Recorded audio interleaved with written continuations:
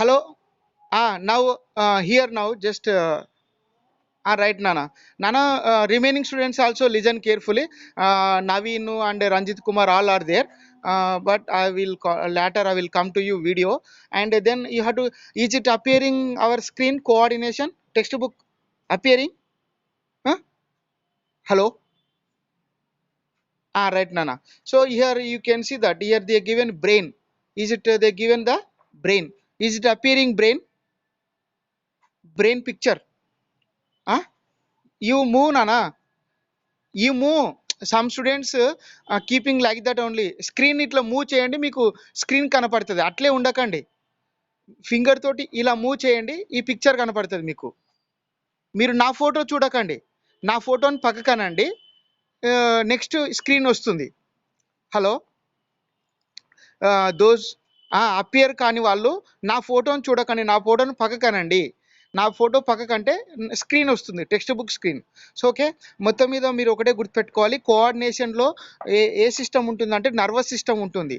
Nervous సిస్టంలో ముఖ్యంగా ఉండేటువంటి ఆర్గాన్ ఏది అంటే బ్రెయిన్. సో కాబట్టి మనకు బ్రెయిన్ ఇక్కడ ఇవ్వడం జరిగింది. సో బ్రెయిన్ మనకు తెలుసు, అంటే నర్వస్ సిస్టంలో ఇక్కడ కోఆర్డినేషన్ అంటే ఏం లేదు. ఫర్ ఎగ్జాంపుల్ మనం ఎప్పుడైనా సరే రోడ్డు దాటుతూ ఉన్నప్పుడు మనకు ఎదురుగా వెహికల్ వస్తున్నప్పుడు మనం ఏం చేస్తామంటే మన కళ్ళు చూస్తాయి ఆ వెహికల్ని.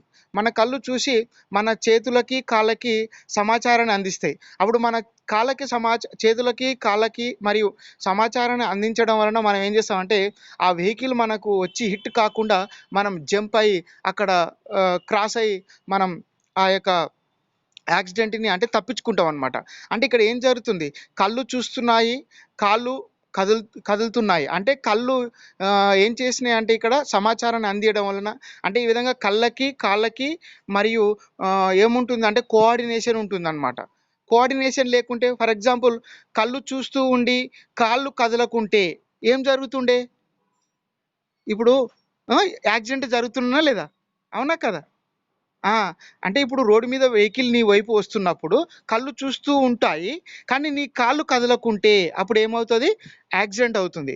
కానీ ఇక్కడ ఏం జరిగింది, కోఆర్డినేషన్ ఉండడం వలన కళ్ళకి కాళ్ళకి ఐస్కి లెగ్స్కి కోఆర్డినేషన్ ఉండడం వలన కళ్ళు వెహికల్ వస్తుందని చూడడం వలన మరియు లెగ్స్ రెస్పాండ్ కావడం వలన ఆ వెహికల్ నుంచి మనం తప్పించుకుంటాం. అంటే ఈ విధంగా ఏంటంటే కళ్ళకి మరియు కాళ్ళకి కోఆర్డినేషన్ ఉందని చెప్పుకోవచ్చు. ఇప్పుడు అర్థమైందా మీకు కోఆర్డినేషన్ అంటే?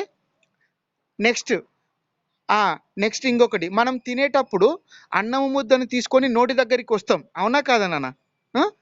అప్పుడు నోటి దగ్గరికి వచ్చినప్పుడు నోరు తెరుచుకుంటుందా లేదా, అవునా కదా?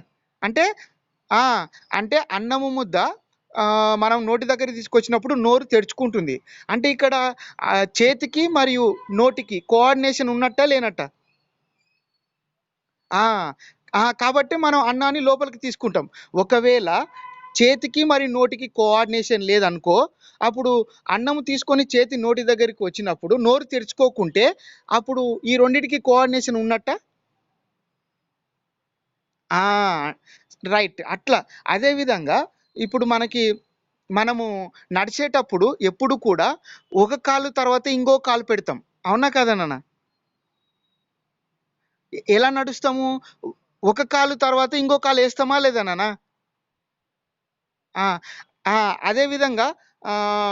అదేవిధంగా ఒక చెయ్యి తర్వాత ఇంకో చెయ్యి మూవ్ చేస్తాం నడుచుకుంటూ.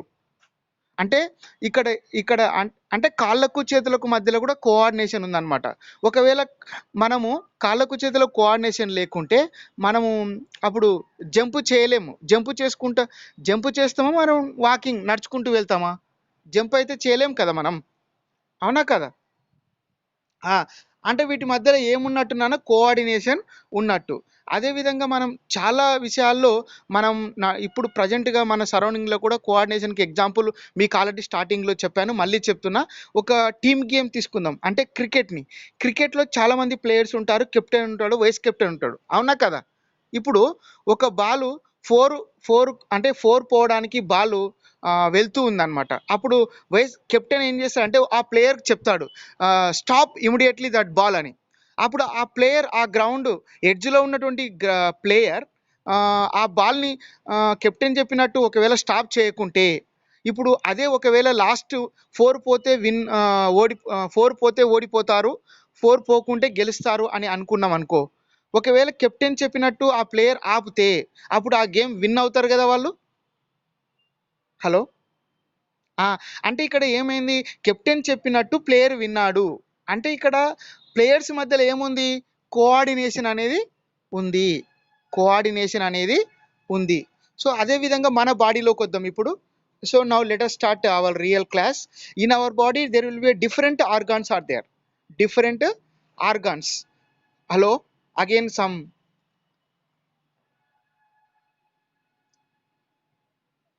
Mudavath Desh mute your volume, dear students. All students are listening very silently and replying also very good. And again I am giving your response. Is it hearing class? Huh? All are listening class. Hello. Ah, right, Nana. So now we are coming into the our body. In our body, there will be a different organs are there. Different organs. Brain, yes, brain, liver, digestive system, kidneys, then heart, like that. So among these organs, coordination is there. Which one is there? Coordination. Yes, for example నేను చెప్తా. ఇప్పుడు మనకు nervous system అనేది నీకు ఆకలి అవుతుంది అని చెప్తుందనా? ఏ ఏ సిస్టమ్ చెప్తుందనా? Nervous system. నర్వస్ సిస్టంలో ఏ ఆర్గాన్ ఉంది? బ్రెయిన్ అనేది ఉంది, అవునా కదా? సో నర్వస్ సిస్టంలో ఏ ఆర్గాన్ ఉంది? బ్రెయిన్. అంటే బ్రెయిన్ ఏం చెప్తుంది? నీకు ఆకలి అవుతుంది అని చెప్తుంది. అప్పుడు నువ్వు తింటావు. తిన్న తర్వాత అన్నాన్ని డైజెస్ట్ చేయడానికి ఏ సిస్టమ్ కావాలి? హలో. డైజెస్టివ్ సిస్టమ్ కావాలి. ఎస్, డైజెస్టివ్ సిస్టమ్ ద్వారా డైజెషన్ అయిన తర్వాత అప్పుడు ఎవరు ఆ ఇంపార్టెంట్ మెటీరియల్స్ అన్నీ కూడా ఎక్కడికి వెళ్ళాలి? సెల్స్లోకి వెళ్ళాలి. సెల్స్లోకి వెళ్ళాలంటే వేటి ద్వారా వెళ్తుంది అంటే బ్లడ్ ద్వారా వెళ్తుంది. బ్లడ్ ఏ సిస్టంలో ఉంటుంది? సర్క్యులేటరీ సిస్టంలో ఉంటుంది. ఏ సిస్టంలో ఉంటుంది? సర్క్యులేటరీ సిస్టంలో ఉండేటువంటి ఆర్గాన్ ఏది అంటే హార్ట్. ఏదది? హార్ట్. అంటే ఇప్పటికి 3 యాజ్ ఉన్నానా? బ్రెయిన్ వచ్చింది, డైజెస్ట్ సిస్టంలో ఎలిమెంటరీ కెనాల్ వచ్చింది, తర్వాత హార్ట్ వచ్చింది. వచ్చిందా లేదా? 3. ఇప్పుడు బ్రెయిన్ ఏం చెప్పింది? ఆకలి అయిందని చెప్పింది. డైజెస్ట్ సిస్టమ్ ఏమైంది? డైజెషన్ చేసింది. హార్ట్ ఏం చేసింది? పంపు చేసింది. తీసుకున్న మెటీరియల్ని ఎక్కడికి పంపు చేసింది? సెల్స్లోకి పంపించింది. ఎక్కడికి పంపించింది? సెల్స్లోకి పంపించింది. ఇప్పుడు సెల్స్లో ఏమవుతుంది అంటే మనం తీసుకున్న ఆక్సిజన్ తీసుకుంటాం కన్నా, ఆక్సిజన్ తీసుకునేటువంటి సిస్టాన్ని ఏమంటాము? రెస్పిరేటరీ సిస్టమ్ అంటాం. ఏమంటాము? ఎస్. రెస్పిరేటరీ సిస్టంలో రెస్పిరేటరీ సిస్టంలో ఏ ఆర్గాన్స్ ఉంటాయి? రెస్పిరేటరీ సిస్టంలో ఏ ఆర్గాన్స్ ఉంటాయి అంటే లంగ్స్ ఉంటాయి. ఏముంటాయి? హలో. లంగ్స్. ఎస్. లంగ్స్. ఇవేం చేస్తాయి అంటే తీసుకొచ్చినటువంటి డైజెషన్ సర్క్యులేటరీ సిస్టమ్ ద్వారా తీసుకొచ్చిన మెటీరియల్ని సెల్స్ లోపల బ్రేక్ డౌన్ చేస్తుంది. అంటే ఆక్సిజన్ ఉన్నప్పుడు సెల్స్ లోపల ఫుడ్ మెటీరియల్ బ్రేక్ డౌన్ అవుతుంది. అలా బ్రేక్ డౌన్ అయిన తర్వాత మనకు కావాల్సినటువంటి ప్రోటీన్స్, కార్బోహైడ్రేట్స్, విటమిన్స్ అన్నీ కూడా మనకు ఎనర్జీ అనేది వస్తుంది. ఎనర్జీ వస్తే మనం ఏం చేస్తాము? పని అనేది చేస్తున్నాము. అంటే ఇక్కడ ఒక పని చేయడానికి ఇక్కడ ఎన్ని సిస్టాలు కలిసినాయి చెప్పండి ఇప్పుడు? చెప్పండి అన్న. హలో. Yes, very good. ఏది? ఫస్ట్ నర్వస్ సిస్టంలో ఉన్నటువంటి బ్రెయిన్, డైజెస్టివ్ సిస్టంలో ఉన్నటువంటి ఎలిమెంటరీ కెనాలు, సర్క్యులేటరీ సిస్టంలో ఉన్నటువంటి హార్ట్, రెస్పిరేటరీ సిస్టంలో ఉన్నటువంటి లంగ్స్. ఓకే. ఎస్, నన్ను understanding are not my class? Okay. So here what happen here, మనం సక్సెస్ఫుల్గా ఎనర్జీ రావాలి అంటే, మనం తిన్నది ఉపయోగించుకొని మనకి ఎనర్జీ రావాలంటే ఎన్ని సిస్టమ్స్ పాల్గొంటున్నాయి? 4 systems. Nervous system, digestive system, circulatory system అయినటువంటి ట్రాన్స్పోర్ట్ సిస్టమ్, రెస్పిరేటరీ సిస్టమ్. ఇప్పుడు అంటే వీటి మధ్యలో ఏముంది? కోఆర్డినేషన్ ఉందా లేదా? ఆ! ఇప్పుడు ఫర్ ఎగ్జాంపుల్ వీటి మధ్యలో కోఆర్డినేషన్ ఉంది కాబట్టి ఇవన్నీ సక్రమంగా జరిగింది. ఫర్ ఎగ్జాంపుల్ బ్రెయిన్ ఆకలైతుంది అని చెప్తది. ఇప్పుడు డైజెస్ట్ సిస్టమ్ ఒకవేళ తీసుకునేది డైజెస్ట్ చేయకుంటే హలో! హలో! నాన్న ఇప్పుడు నర్వస్ సిస్టమ్ ఆకలైందని చెప్పింది. ఓకే. డైజెస్ట్ సిస్టమ్ ఒకవేళ డైజెషన్ చేయకుంటే అప్పుడు అంటే ఇక్కడ ఏం లోపించింది? కోఆర్డినేషన్ లోపించింది. కోఆర్డినేషన్. యెస్. కోఆర్డినేషన్ వీటి మధ్యలో లోపించింది కాబట్టి మనకు ప్రాబ్లమ్ క్రియేట్ అవుతది. కాబట్టి కోఆర్డినేషన్ అనేది చాలా చాలా ఇంపార్టెంటు. మనం సక్రమంగా కార్యక్రమాలు to carried out all activities normally coordination is very very important. So I think you understand clearly. Now, yes, now here they given about responding to stimuli. Is it appearing responding to stimuli? Screen ఒకసారి మీరు మొబైల్ని నా photo చూడొద్దు, ఇట్లా అనండి, మీకు screen కనపడుతుంది. నాన్న స్క్రీన్ కనపడుతుందా నాన్న? రెడ్ లైన్స్, రెడ్ లెటర్స్ ఏం కనిపిస్తుంది నాన్న? Responding to stimuli. Responding to stimuli మీకు నేను ఈజీగా చెప్తున్నానా. ఇప్పుడు మనము చల్ల గాలి వస్తే ఏమవుతుంది? నువ్వు చలి పెడుతుంది అని చెప్తావా లేదా నాన్న? ఎండ పడితే కూడా అంటే ముళ్ళు కుచ్చితే ఏమవుతుంది? రెస్పాండ్ అవుతావా లేదా? ముళ్ళు కుచ్చినప్పుడు వేడి గిన్నెను తాకినప్పుడు ఎస్. నీ కంటికి టార్చ్ లైట్ వేసినప్పుడు రైట్. నీకు ఏదైనా ప్లగ్ పెట్టేటప్పుడు షాక్ వచ్చినప్పుడు రెస్పాండ్ అవుతాం కదా. అంటే ఇప్పుడు దేనికి రెస్పాండ్ అయినావు నువ్వు? ముళ్ళు కూర్చున్నప్పుడు రెస్పాండ్ అయినావు, టార్చ్ లైట్ పట్టినప్పుడు రెస్పాండ్ అయినావు, తర్వాత ఎండ తగిలినప్పుడు, చలి పట్టినప్పుడు రెస్పాండ్ అయినావు. అంటే ఇప్పుడు ఆ చలి నాన్న ఆ చలిని మరియు ఆ ఎండను, ఆ ముళ్ళును, ఆ టార్చ్ లైట్ని ఏమంటాం అంటే స్టిములై అంటాం. ఏమంటాం? స్టిములై. వాటికి నువ్వు రెస్పాండ్ అయినవు చూడు. అంటే టార్చ్ లైట్ వేసినప్పుడు కళ్ళు మూసుకోవడం, ముళ్ళు కూర్చున్నప్పుడు అబ్బా అనడం, కాలుతూ ఉన్న గిన్నెను పట్టుకున్నప్పుడు అబ్బా అనడం, అది రెస్పాండ్. అది రెస్పాండ్. ఇప్పుడు మీకు 2 వర్డ్స్ అర్థమైన అనుకుంటా. Respond, stimuli. So we are showing for particular స్టిములైకి పర్టికులర్ రెస్పాన్స్. పర్టికులర్ స్టిములైకి అంటే ముళ్ళు కూర్చున్నప్పుడు అబా అంటావు, అవునా కదా? చలి పెట్టినప్పుడు షూ అని ఇట్లా ఈ విధంగా. అంటే ఇక్కడ 2 వర్డ్స్ గుర్తుపెట్టుకోండి నాన్న. Response, stimuli. Response, stimuli. Yes నాన్న. సో పర్టికులర్ స్టిములై మన ఈ యూనివర్స్లో హలో నాన్న, ఈ యూనివర్స్ లోపల మనకి చాలా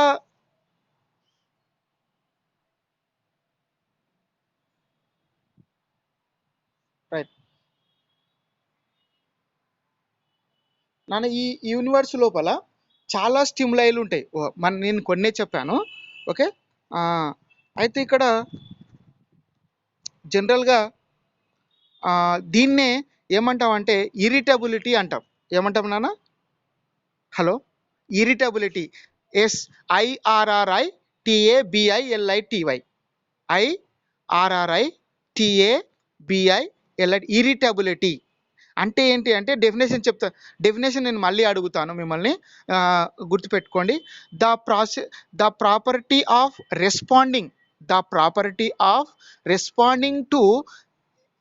responding to external environmental stimuli. The property of responding to external environmental stimuli is called irritability. అంటే ఇక్కడ మనకు ఏదైనా ఒక ఉద్దీపన అంటే ఇక్కడ దాన్ని ఏమంటాం అంటే తెలుగులో మీకు స్టిములై, రెస్పాన్స్ అంటే ఉద్దీపన, ప్రతిస్పందన. ప్రతిస్పందన అంటే రెస్పాండ్, ప్రతిస్పందన అంటే ఏంటిది? రెస్పాండ్. స్టిములై అంటే ఉద్దీపన. అంటే ఇక్కడ the property of responding to particular environmental stimuli is called irritability. The property of responding to external environmental stimuli is called irritability. అంటే ఈ విశ్వంలో ప్రతి లివింగ్ ఆర్గానిజంకి ఉంటుంది నాన్న ఈ ప్రాపర్టీ. హలో, రెస్పాండ్ కావడం అనేది ఈ విశ్వంలో ప్రతి లివింగ్ ఆర్గానిజంకి ఉంటుంది. రెస్పాండ్ కాలేదంటే అది నాన్ లివింగ్ థింగ్, అంతే కదా నాన్న. హలో, రెస్పాండ్ కాలేదంటే అది ఏ organism? Non living thing. Yes, respond అయ్యిందంటే లివింగ్ థింగ్. కాబట్టి లివింగ్ థింగ్స్కి ఉండేటువంటి ప్రాపర్టీ ఏంది అంటే నాన్న ధర్మం, ఇరిటబిలిటీ. ఏదది? Yes, irritability. Very good. So actually some 5 minutes are disturbed some students. Okay, nothing will happen. It is Anand Babu sir also calling. Just keep in live, all of you. Again I will come back meeting live in. Sir నా ఒక్క just 10 minutes sir పెడతా sir నేను. Sir sir.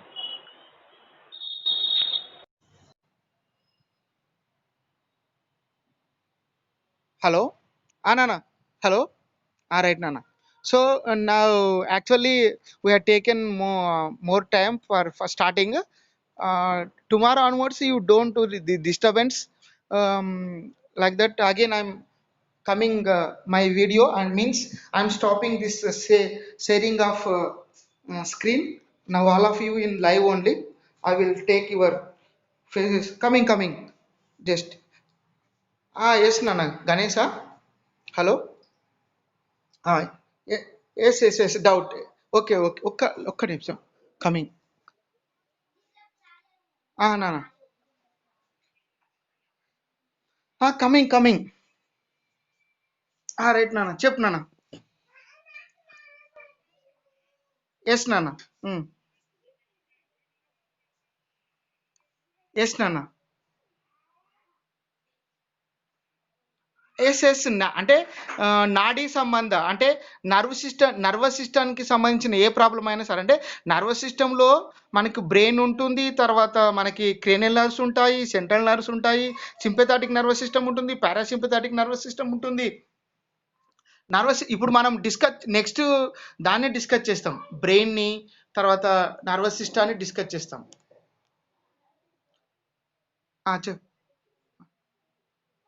Respond stimuli అనేది అర్థం కాలే కదా. ఇప్పుడు స్టిములైకి respond, for example ముళ్ళు కూర్చోడాన్ని స్టిములై అంటాం నాన్న. హలో, ఫస్ట్ నువ్వు ఎగ్జాంపుల్ అర్థం చేసుకో. ఇప్పుడు నువ్వు కాలుతూ ఉన్న గిన్నెని పట్టుకున్నావు, హాట్ బౌల్ని. కాలుతూ ఉన్నటువంటి గిన్నె ఎవరు అంటే స్టిములై. నువ్వు చేతి తీస్తావు కదా ఎమ్మడే, నువ్వు చేతి రెస్పాండ్. అట్లా రెస్పాండ్. అదేవిధంగా ముళ్ళు అనేది స్టిములై, నువ్వు కాలు తీయడం అనేది respond.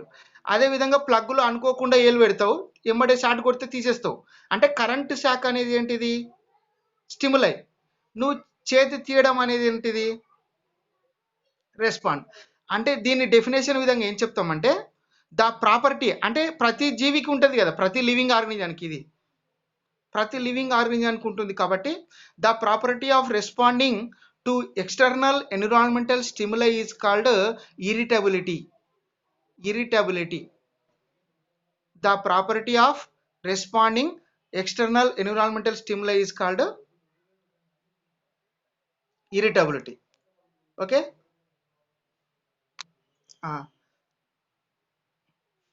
Smiley Vijay raised. Now all of you on the videos.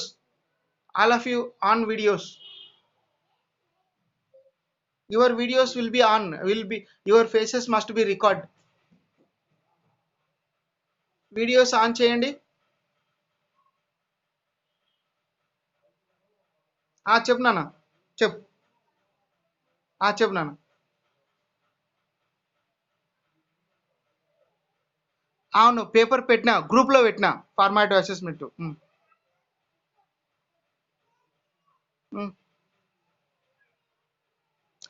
Right differences కింద 4 words లేవా నాన్న? 4 words లేవా? సరే సరే, I will go through that.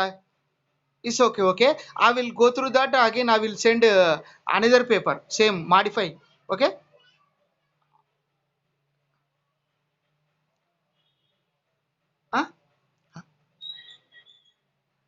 What what? Hello, చెప్పు నాన్న. కోఆర్డినేషన్ లేకుంటే మెటబాలిక్ యాక్టివిటీస్ అంటే డైజెషన్ కానీ, రెస్పిరేషన్ కానీ, ఎక్స్క్రీషన్ కానీ, మన బాడీలో అన్ని మెటబాలిక్ యాక్టివిటీస్ అనేది సక్రమంగా జరగవు. So will not takes place properly.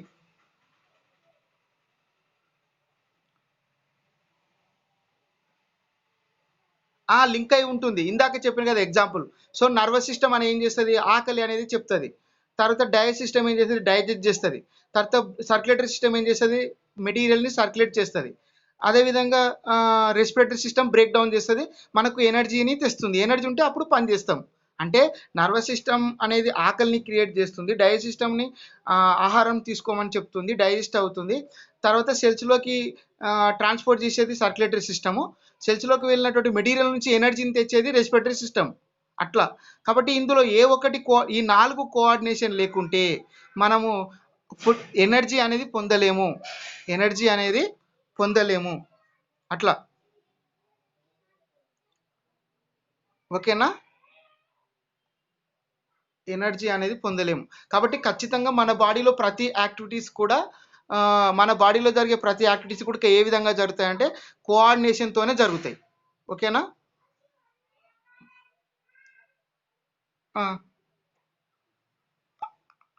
అట్లా అట్లా ఉండదు. ఇప్పుడు కోఆర్డినేషన్ లేకుంటే ఏ యాక్టివిటీ కూడా జరగదు అని నేను చెప్తున్నా.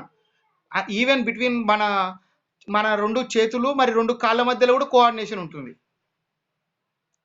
అట్లా బాడీ పార్ట్స్ మధ్యలో ఖచ్చితంగా కోఆర్డినేషన్ అనేది ఉంటుంది. దీన్ని మనం బయట ఎగ్జాంపుల్ చెప్పుకుంటాం. ఇప్పుడు క్రికెట్ కానీ, వాలీబాల్ కానీ, ఇవన్నీ టీమ్ గేమ్స్ కదా. ఇప్పుడు అందరూ కష్టపడితేనే కదా విన్ అయ్యేది వాళ్ళు. అట్లా ఏ ఒక్కరు కోఆర్డినేషన్ చేయకపోయినా వాళ్ళు లూజ్ అవుతారు వాళ్ళ గేమ్. అట్లా. అదేవిధంగా మన బాడీలో కూడా అంతే. ఇప్పుడు నర్వస్ సిస్టమ్ ఆకలి అయిందని చెప్తుంది అనుకో, మరి డైజెస్ట్ సిస్టమ్ తీసుకున్న ఫుడ్ని డైజెస్ట్ చేయకుంటే మనకి ఎనర్జీ వస్తుందా? రాదు. అట్లా అనమాట. కాబట్టి కోఆర్డినేషన్ చేసుకుంటే అట్లా కోఆర్డినేషన్ చేసుకోవడం వల్ల మనం సర్వైవ్ అవుతున్నాం. కాబట్టి ఆ లెసన్ ఇంపార్టెంట్ ఉంది కాబట్టి మనకు 10th క్లాస్లో 5th యూనిట్ అంటే మొత్తం మీద కోఆర్డినేషన్లో ఏం చదువుకుంటాము అంటే నర్వస్ సిస్టమ్ చదువుకుంటాం అంతే. మీరు ఒకటే గుర్తుపెట్టుకోండి, కోఆర్డినేషన్లో ఏ సిస్టమ్ ఉంటుంది? Yes, nervous system. మనకి ఫస్ట్ యూనిట్ ఏమో డైజెస్ట్ సిస్టమ్ కదా. ఫస్ట్ యూనిట్ ఏమో డైజెస్ట్ సిస్టము, సెకండ్ వన్ ఏమో ఇది నర్వస్ సిస్టమ్. అట్లా నర్వస్ సిస్టమ్. ఓకేనా? Right. Now time is coming up. Okay. If it is possible, tomorrow I will take. Is it any doubt? Say. So okay, tomorrow, whenever. Okay, Nana. Hello.